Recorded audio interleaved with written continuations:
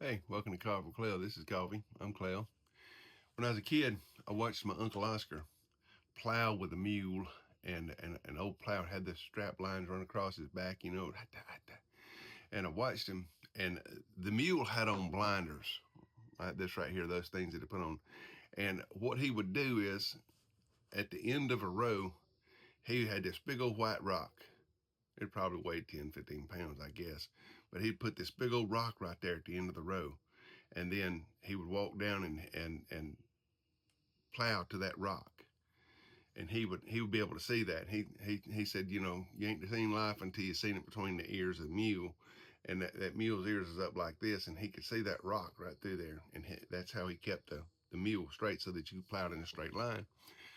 When he would get to the other end, all right, he would take that rock and he'd take a step and a half, and then he'd take another step and a half, and he'd drop that rock again.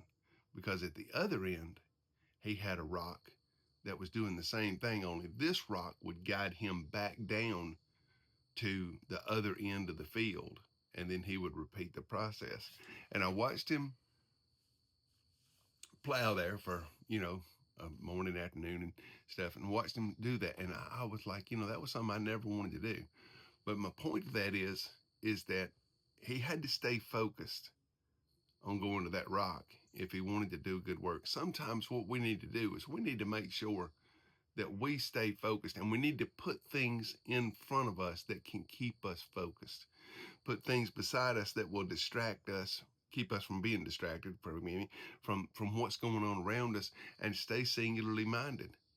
Because as unpleasant as this thing you're doing may be, it needs to get done. And often enough times that can be a school class. It can be a chore at the house. It can be an activity. It can be a talk you have to have with somebody. And as bad as it is, you have to stay focused, because you've got to get to this rock before you can turn this thing around. And you may go back the other way, and it may be a day of plowing.